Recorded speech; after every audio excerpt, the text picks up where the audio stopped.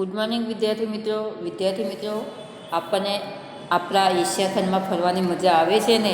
તો વિદ્યાર્થી મિત્રો કેવી મજા આવી, કારણ કે આપણે એક તો એકદમ ઠંડા પ્રદેશોમાં ઠંડી નદીઓ જોઈ, અને એ કે મૃત સમુદ્ર કે જેની અંદર આપણે પડવા છતાં એની અંદર ડૂબી શકતા નથી. તો આવો સમુદ્ર પણ જોયો, કેટલાક ખારા પાણીના સરોવરો જોયા, મીઠા પાણીના સરોવરો જોયા, તેની વનસ્પતિ જોઈ, તેના પ્રાણીઓ જોયા વિદ્યાર્થી મિત્રો. અને ત્યારબાદ વિદ્યાર્થી મિત્રો આપણે જ તેનો વિસ્તાર કયો છે તે પણ વિદ્યાર્થી મિત્રો જોયું. હવે વિદ્યાર્થી મિત્રો કે એશિયાની વનસ્પતિ, તો એશિયાની વનસ્પતિમાં વિદ્યાર્થી મિત્રો પહેલાં તમને જે ચિત્ર છે એ ચિત્રમાં જોઈ લઈએ કે એશિયામાં એમ તો પહેલું તમારું જે ચિત્ર છે એ મોસમી પ્રકારના જંગલોની વનસ્પતિ છે, જે પહેલું તમારું ચિત્ર આપેલું છે બુકમાં તે. ત્યારબાદ બીજું જે ચિત્ર આપેલું છે એ રણ પ્રદેશની એમ કે કાંટાવાળી વનસ્પતિ બતાવેલી છે, જ્યારે ત્રીજું ચિત્ર છે એ રણ પ્રદેશની શુષ્ક વનસ્પતિ બતાવેલી છે વિદ્યાર્થી મિત્રો.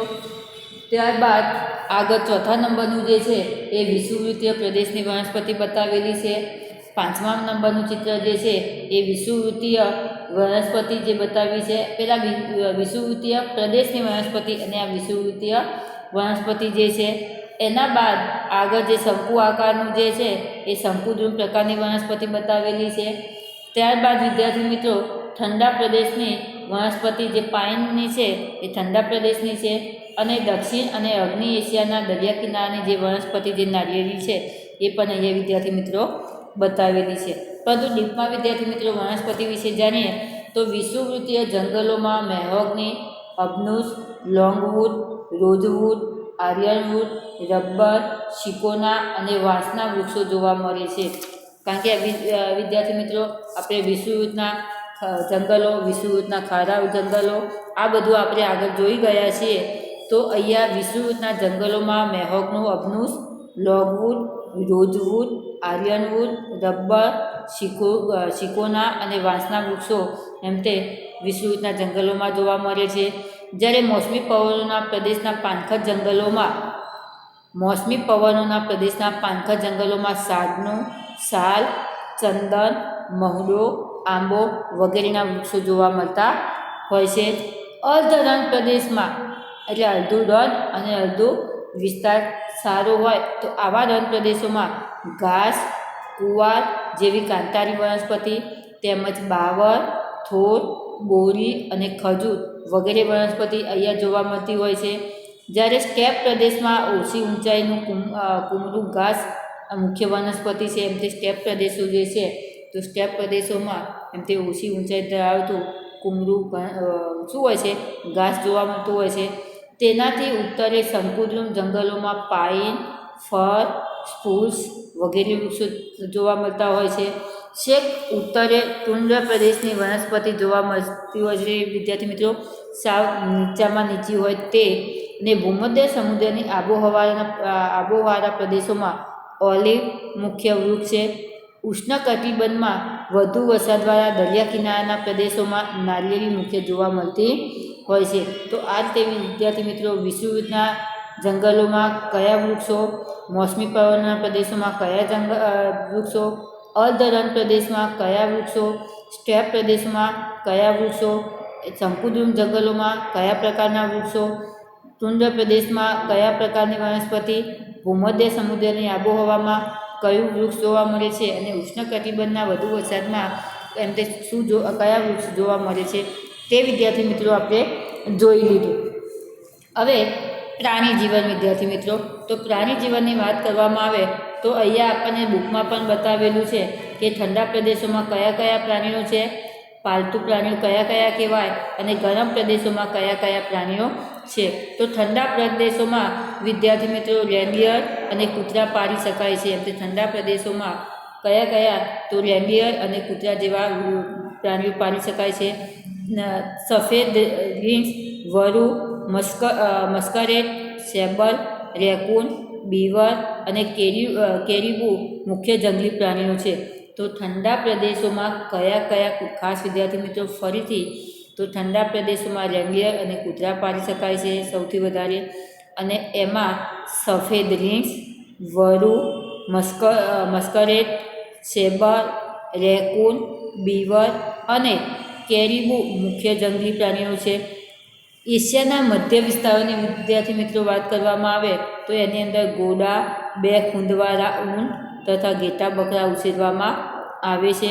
ઊંટ રણ પ્રદેશમાં બહુ ઉપયોગી છે. તો એશિયાના મધ્ય ભાગમાં વિદ્યાર્થી મિત્રો એમ તે ઘોડા પણ જોવા મળતા હોય છે, 2 ખૂંદવાળા, કારણ કે આફ્રિકામાં 1 ખૂંદવાળો જ્યારે એશિયામાં 2 ખૂંદવાળા ઊંટ જોવા મળે છે. એ સિવાય એમ તે ઘેટા બકરાનો પણ ઉછેર મધ્ય એશિયામાં કરવામાં આવે છે. અને ઊંટ એ રણ પ્રદેશનો એમ તે ઉપયોગી પ્રાણી છે. પશ્ચિમ એશિયાની વાત કરવામાં આવે તો વિદ્યાર્થી મિત્રો ત્યાં ઊંટ, ઘોડા, ગધેડા અને ખચ્ચર મુખ્ય પાલતુ પ્રાણીઓ છે. અને આ વાહન દ્વારા એમ તે માલની શું થતી હોય છે, માલની એક જગ્યાએથી બીજી જગ્યાએ સપ્લાય થતી હોય છે. તો એમ તે પશ્ચિમ એશિયામાં ઊંટ, ગધેડા, ખચ્ચર એ મુખ્ય પાલતુ પ્રાણીઓ છે. પૂર્વ, દક્ષિણ અને અગ્નિ એશિયાના જંગલોમાં વાઘ, દીપડા, વરુ, વિવિધ પ્રકારના વાનર, હાથી, ગેંડા વગેરે જોવા મળે છે. સિંહ માત્ર ગીરના જંગલોમાં વસે છે. ખાસ વિદ્યાર્થી મિત્રો સિંહ ખાસ એમ તે ગીરના જંગલો અને ગીરના જંગલોમાં વધારે ગુજરાતના સાસણગીરમાં જોવા મળતો હોય છે. કચ્છના રણમાં ઘુડખર અને હિમાલય વિસ્તારમાં યાક જેવા પ્રાણી જોવા મળતા હોય છે. જેમ કે કચ્છના રણમાં ઘુડખર પ્રાણી અને હિમાલય વિસ્તારમાં યાક જેવું પ્રાણી જોવા મળે છે. એ સિવાય પાલતુ પ્રાણીમાં ગાય, બળદ, ભેંસ, ઊંટ, ઘોડા, ગધેડા, ઘેટા, બકરા, યાક જેવા પાલતુ પ્રાણીઓ પણ છે. સમુદ્રના વિવિધ પ્રકારના માછલા, સીલ, વોલરસ અને વેલ મુખ્ય પ્રાણીઓ જોવા મળે છે. તો વિદ્યાર્થી મિત્રો અહીંયા ફરીથી તમને જોઈ લઈએ કે ઠંડા પ્રદેશોમાં રેન્ડિયર અને કૂતરા પાળી શકાય છે, જ્યારે એની અંદર ઠંડા પ્રદેશોમાં એમ તે સફેદ રીંછ, વરુ, મસ્કરેટ, સેબર, રેકૂન, બીવર અને કેરીબના મુખ્ય જંગલી પ્રાણીઓ છે. એશિયાના મધ્ય વિસ્તારોમાં એમ તે ઘોડા, 2 ખૂંદવાળા ઊંટ, ઘેટા બકરા વગેરે ઉછેરવામાં આવે છે. અને ઊંટને શું કહેવામાં આવે છે, રણ પ્રદેશનું બહુ ઉપયોગી પ્રાણી કહેવામાં આવે છે. પશ્ચિમ એશિયાની વાત કરવામાં આવે તો ત્યાં ઊંટ, ઘોડા, ગધેડા અને ખચ્ચર મુખ્ય પ્રાણીઓ છે. પૂર્વ અને દક્ષિણની વાત કરવામાં આવે તો અહીંયા અગ્નિ એશિયાના જંગલોમાં વાઘ, દીપડા, વરુ અને વિવિધ પ્રકારના વાનર અને હાથી, ગેંડા વગેરે જોવા મળે છે. સિંહ માત્ર ક્યાં જોવા મળતો હોય છે, સિંહ ગુજરાતના ગીરના જંગલોમાં જોવા મળતો હોય છે. કચ્છના રણમાં ઘુડખર જોવા મળતું હોય છે, જ્યારે હિમાલયમાં યાક જેવું પ્રાણી મળે છે. ગાય, બળદ, ભેંસ, ઊંટ, ઘોડા, ગધેડા, ઘેટા, બકરા અને યાક અને ત્યાંના પાલતુ પ્રાણીઓ છે. સમુદ્રના વિવિધ પ્રકારના માછલા, સીલ, વોલરસ અને વહેલ પણ એમ તે મુખ્ય છે. વિદ્યાર્થી મિત્રો અહીંયા આપણે ત્યાંની સરોવરો કયા છે તે તો જોયું વિદ્યાર્થી મિત્રો, ખારા સમુદ્રો કયા છે અને તેના મીઠા પાણીના સરોવરો કયા કયા છે, તેની વનસ્પતિ કઈ કઈ છે, તેનું પ્રાણી જીવન કયું છે. હવે લોકો વિદ્યાર્થી મિત્રો, લોકોની વિદ્યાર્થી મિત્રો વાત કરવામાં આવે તો એશિયા દુનિયાની 60% વસ્તી ધરાવે છે. તે તો વિદ્યાર્થી મિત્રો ટોપિક આપણે આગળ જોઈ લીધો કે એશિયા એમ તે દુનિયાની કેટલી 60% જેટલી વસ્તી ધરાવે છે. તેમાં લગભગ બધી જાતિ અને બધા ધર્મના લોકો રહે છે. તો એશિયા ખંડના જે દેશો છે વિદ્યાર્થી મિત્રો, તો એશિયા ખંડના જે દેશો છે એની અંદર વસનારી વસ્તીમાં એમ તે બધા ધર્મના લોકો, અલગ અલગ ધર્મના લોકો વસે છે. ઉત્તર એશિયાના અતિશય ઠંડા પ્રદેશોમાં ખેતી કરવી અશક્ય હોવાથી ત્યાંના લોકો માંસાહારી છે. એમ તે ઉત્તર એશિયાનો જે ભાગ છે વિદ્યાર્થી મિત્રો, ત્યાં શું કહે છે, વધારે ઠંડી પડે છે અને વધારે ઠંડી પડવાથી ત્યાં ખેતી થઈ શકતી નથી. એટલે કે જોઈએ તેટલી ખેતી તો થાય વિદ્યાર્થી મિત્રો, પરંતુ જોઈએ તેટલી ખેતી ન થાય, ત્યાંથી ત્યાંના લોકો વધારે શું હોય છે, માંસાહારી છે. પશ્ચિમ એશિયામાં લોકો ઘઉં, માંસ, માછલા અને ખજૂરનો ઉપયોગ કરે છે, જ્યારે એમ તે ઉત્તર એશિયામાં માંસ ઉપર વધારે પડતા આધારિત છે, જ્યારે પશ્ચિમ એશિયામાં અનાજની સાથે સાથે એમ તે શું કરે છે, માંસ અને ખજૂર.